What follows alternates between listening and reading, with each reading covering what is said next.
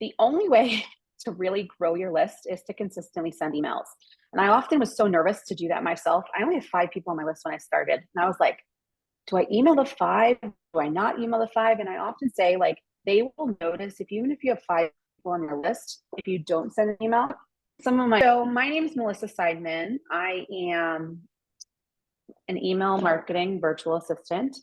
I have a team under me who do everything from Pinterest to ads to blog posts to, like, we just have a team. But I really started with email marketing. And then the only reason I've added other things is because people are like, Melissa, we like working with you. Can you do this for us? And that's how we've kind of expanded. But really, emails are go to everything. It started, I had a small store myself, and then people started seeing I was having success with it. And then all of a sudden people were like, can you do my email? And then so I started doing emails for like 2 or 3 people. And then all of a sudden those 2 or 3 people told 4 or 5 people. And then all of a sudden my client list has gone, I've worked with probably 250 sellers since I started in the past 4 years. So we do everything for email marketing. So I work with clients, small to large, startups who don't have any clue what even an email is, to people who have 150,000 people on their list. And I can tell you, email marketing works for even small sellers and large sellers. This is one small seller's list of 4,000, and they've made a total of $183,000 off of their website alone, not even TPT. One client sent one email with one resource one day and made $5,000. Some of them get huge amounts of traffic. You can see they make tons of money. Email marketing really does pay. And what I think to say is it's you sending traffic to your store, your business. You control who decides to see your business rather than relying on an algorithm of TPT or an algorithm of Instagram or an algorithm of Facebook. You decide when you throw a sale, you decide who sees your products and when they see your products. So the number one tip I have always with any email provider is enable double opt-in. Okay, can anybody tell me, I'm gonna go back to the screen. Why do you wanna do that? Why do you wanna enable double opt-in? I'm gonna kick my dogs out. Why do you wanna enable double opt-in? Anybody tell me why? To validate the email. Why? What do you mean? What do you mean by that?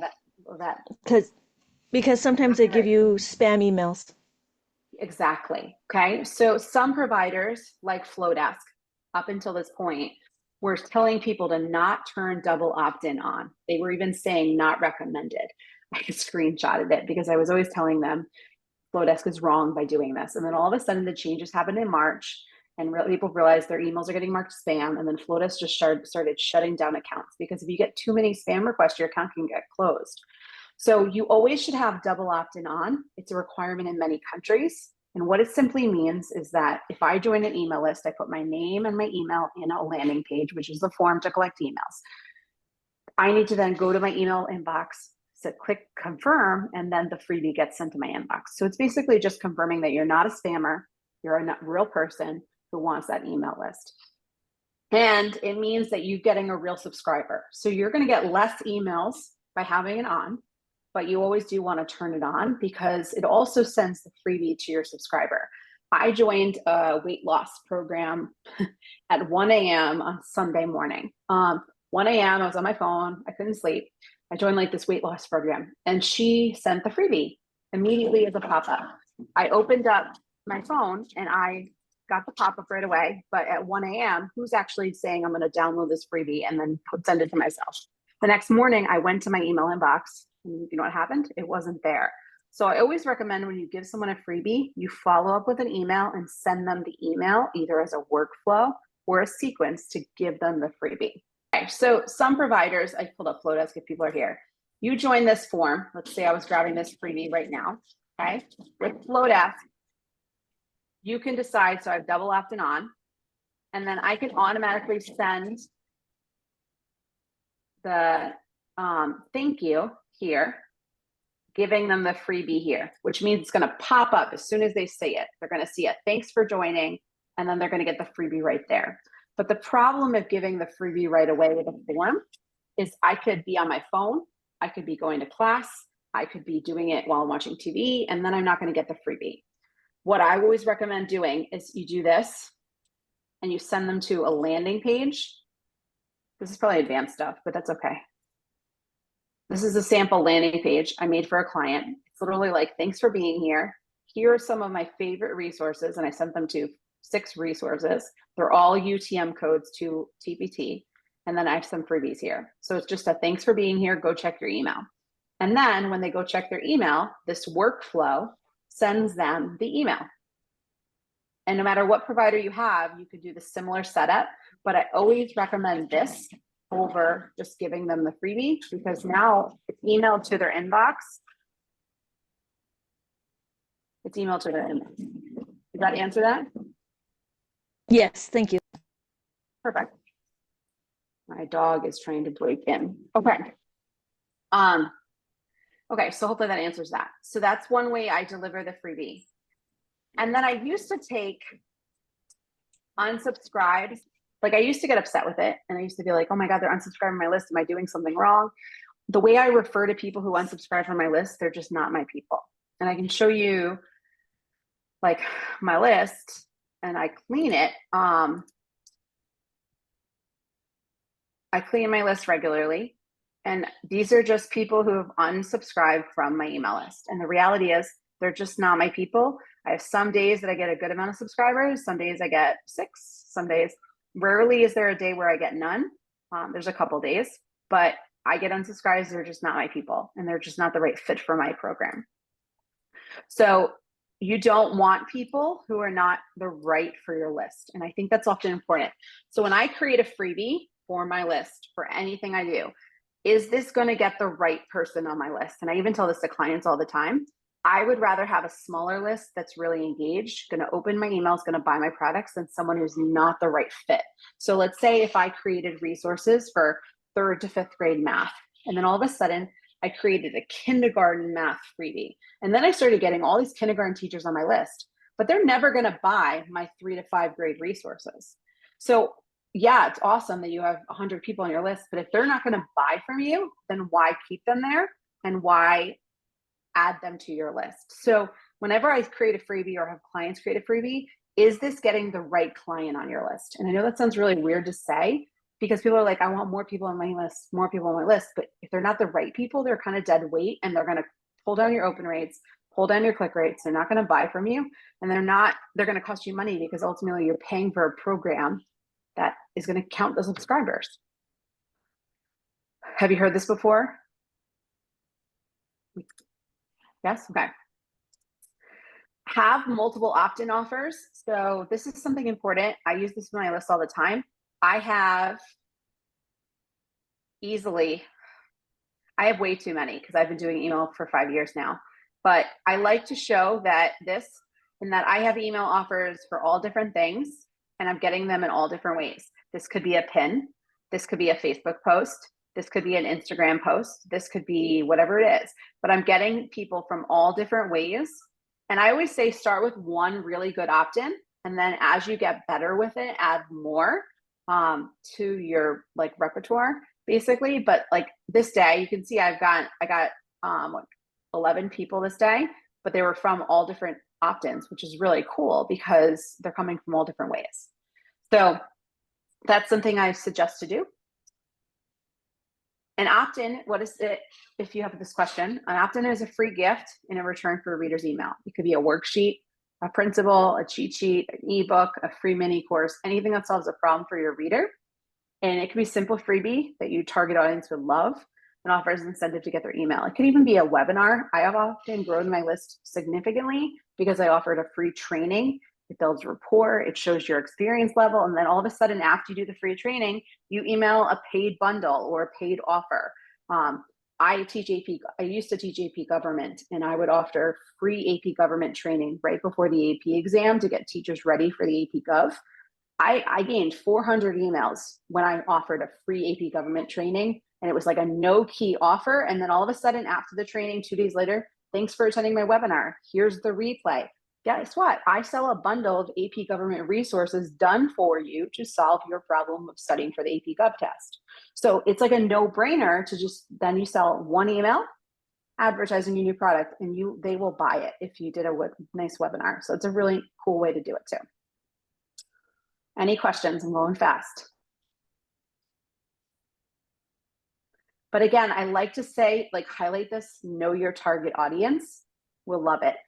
Again, it's not always the size that matter of your email list, but it's often the engagement and consistency, and is it the right fit for you? Because again, if I'm a kindergarten teacher joining a 3 to 5 math list, it's not going to be relevant. I'm not going to open emails. I'm not going to be a buyer. I do email audits all the time, and we just created a product called Glow Up. But Glow Up basically is to make sure your email opt-in is obvious wherever you have it. So your email opt-in should be on your homepage of your website. It should be in your stories and your reels. Your link in bio is obvious too. It should be as pins. I have one client who gets hundreds of subscribers every single day from simply just pinning opt-ins. It's amazing to see. I have some that just do stories and reels, and they get opt-ins that way. Often the link in bio, you could say, click the link in bio to get my, at the bottom of the blog post, in your blog post, in your social media profiles, your announcement bar at the top of the website, in your About Me page, on a dedicated landing page or a sidebar. Literally your opt-in should be everywhere you can think of. I even have the opt-in on my terms of use page. So I'll show you what it looks like. I have like an email opt-in right at the front of Canva for when I offer products. This is not coming up, but it's basically like before they even get to the product to download, it will say, click here to get free resources, and I get them to my email list that way. And then often I'm no longer directing them to my email list on a form like this. So like I could give this URL here from Flowdesk if I'm on Flowdesk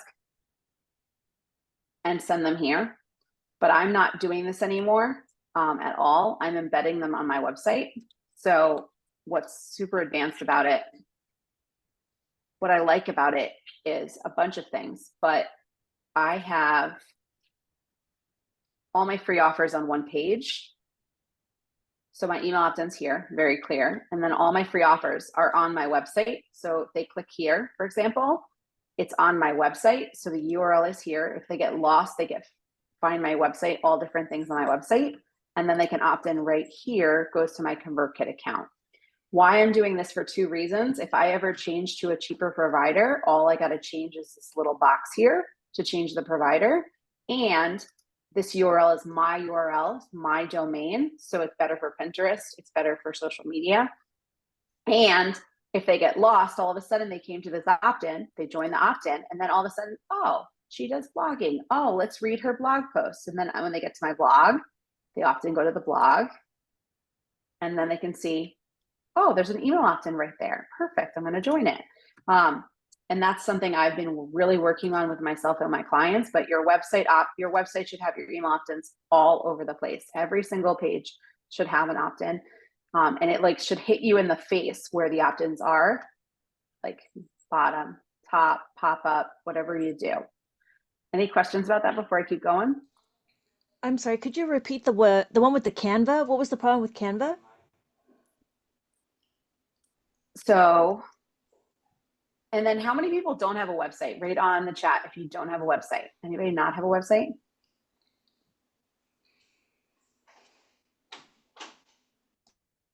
No. So what I did,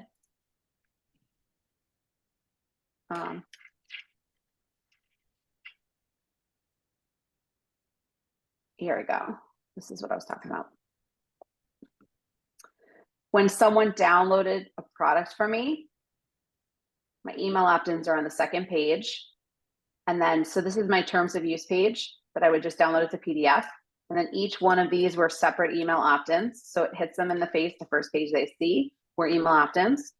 And then here, 4 free emails a month, click here, that goes to an email opt-in. And then here you can download your product in terms of use.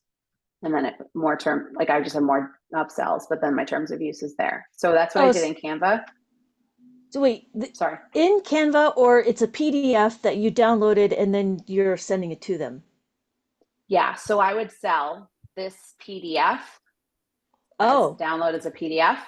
Right. And Okay. then it saves all the links so they can get to my website, book a call, join my Facebook Okay. group, whatever you Okay. choose to do. But all of my freebies were here and they all link to Hmm. my website.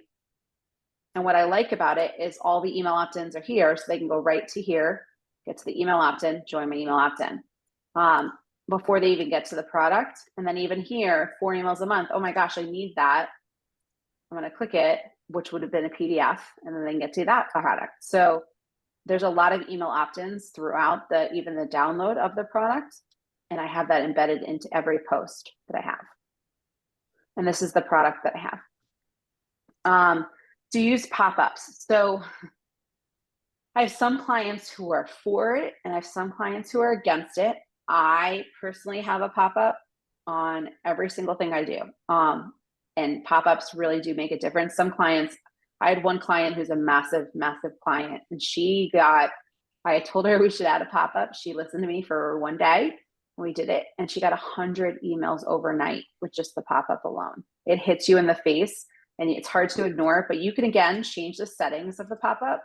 So if you have a pop-up, let me see if I have a sample one here.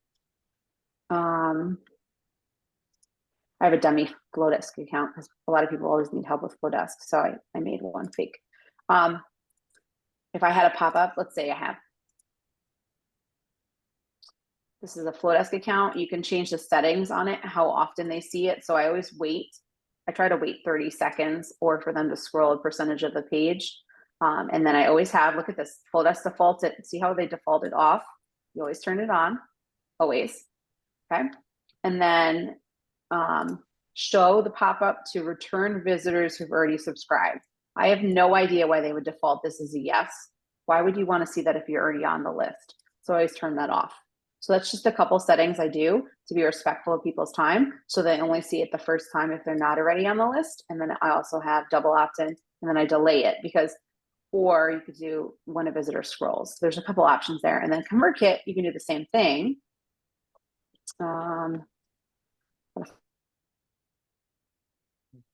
Like here, perfect example. Oh, let me go back here. Sorry. I'm delaying my presentation, but that's okay. My email pop-up here. I've had 2,000 visitors in the last 90 days, and then I've had 91 subscribers, and that's a 3% conversion rate. So that's lower than I'd like to see, but it's a pop-up again. I like to see in the 30% range is my minimum for conversion for opt-ins. If you're not getting 30%, throw the one out. So like this one, I must not be promoting because it's clearly not converting. So, but like I like to see 30% conversion rate right around that. So pop-ups are always going to be less, but the reality is I got 91 subscribers in the past 30 days, which is awesome. So this is my pop-up on my website. And then I go to settings, I can decide the settings. So timing, I wait for the visitor to see 5 seconds of the page. You can change it as much as you want. And then how often should the visitor see it? I do once every 15 days, which means it's twice a month. They'll see the pop-up. So I feel like that's not killing them. It's not a ton. That means if Chris came to my page and was checking out my page, he wouldn't see it again for 15 days. And then he has to be on the page for 5 seconds to see the pop-up. Does that answer that question? Yes. Perfect. Okay, back on task. So promote your email list. I think this is so simple, and people often forget that how easy it is to promote. I made a task on my weekly calendar that every week I promote it on a certain day of the week, my email list. I have to physically remind myself, promote my email list. So I go on my Facebook, I post the opt-in. I go on my Instagram, I post the opt-in. If you're not promoting it, you're not going to get subscribers. And often people need to see the offer multiple times whenever they buy something or when they opt in. So sign up forms or landing pages. You can email the form to prospective customers. I've seen customers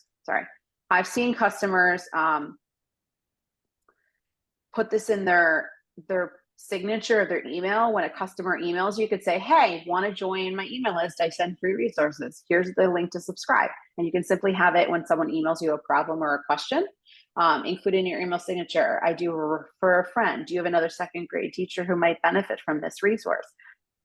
Send them this link and they can join themselves.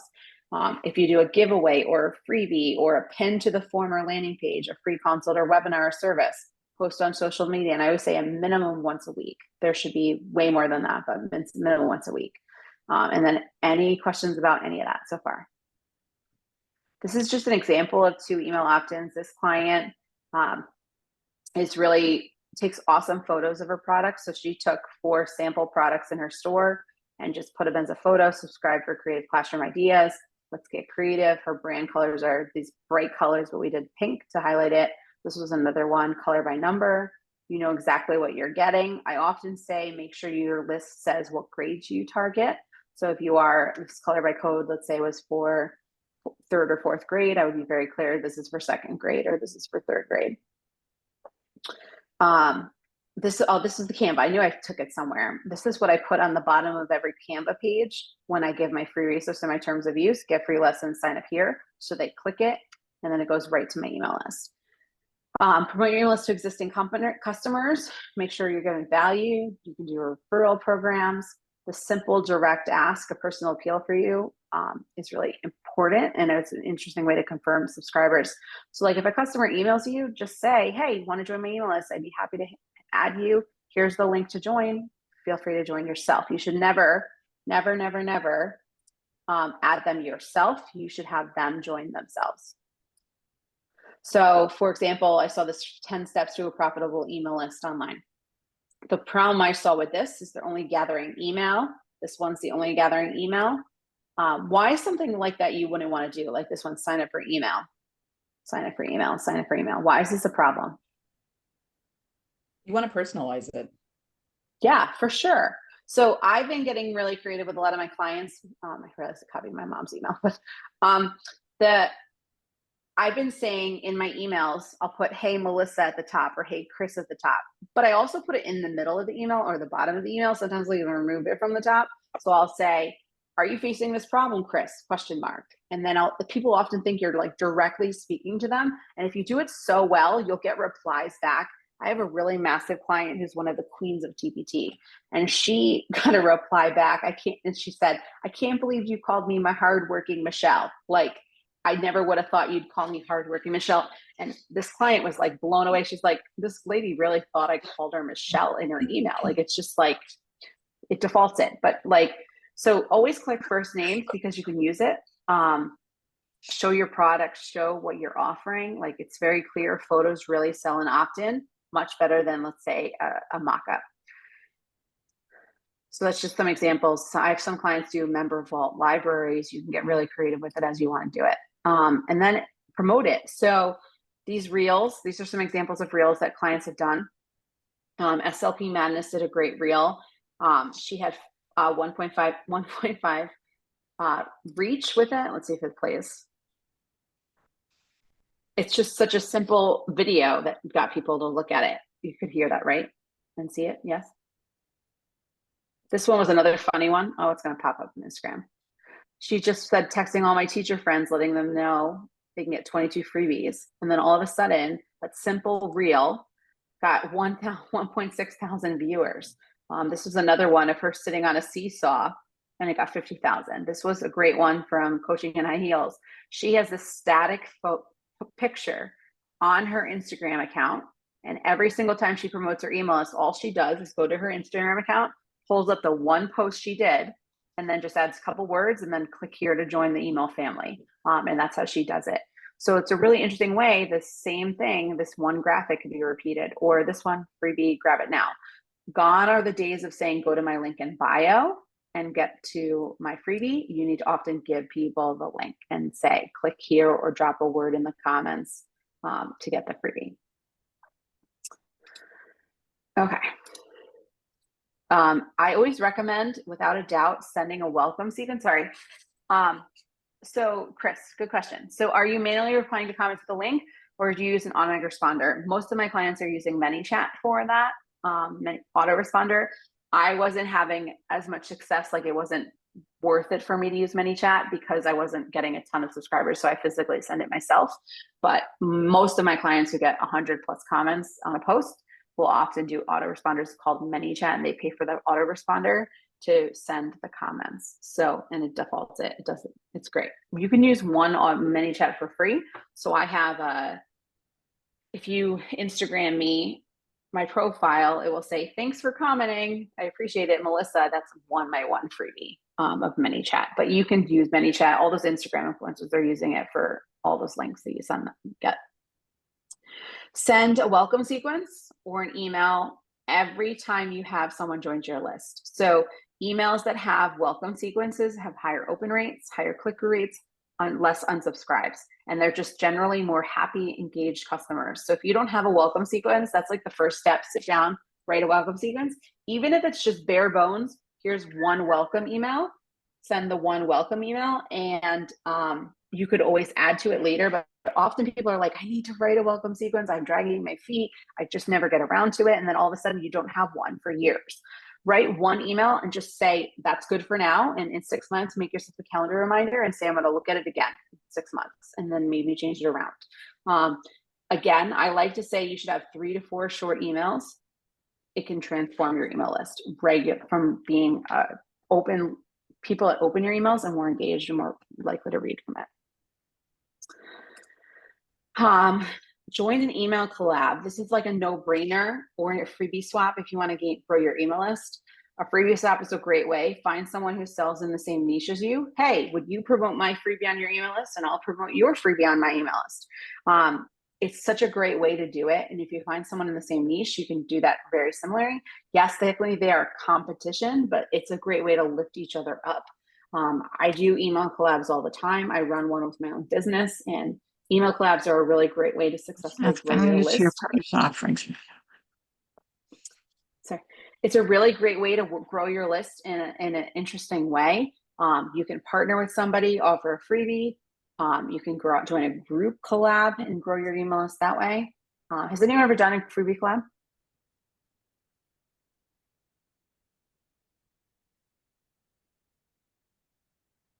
The only way it works is if they join your own email list. It used to be 7 months ago that you could join one email list and then you all share the emails and then you all grow your list that way. You can't do that anymore. You have to have each individual person join each individual list.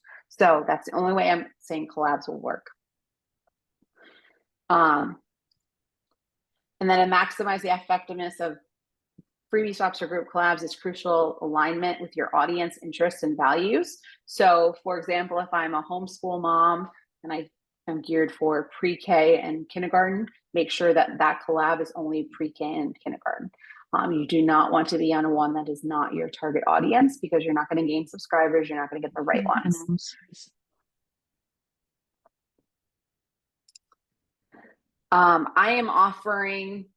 I offer once a month, Ask Me Anything. It's kind of like this session where I just go online and you can ask anything. That's just something I offer. I can always send you the link if you're interested. I offer one-to-one Zoom sessions if you ever want support. I also offer Grow Your List if you want to grow your email list in an authentic way. We've been doing this a full year, and most people get between 200 and 1,000 emails a month with Grow Your List. And this is a collab we do. And then I love to talk all things email marketing. I want to really open it up to questions, but if you want to join my email list, you can scan this QR code right here by just taking your phone. You can go to my website, or you can email me or join my Facebook group. So I want to open up to questions.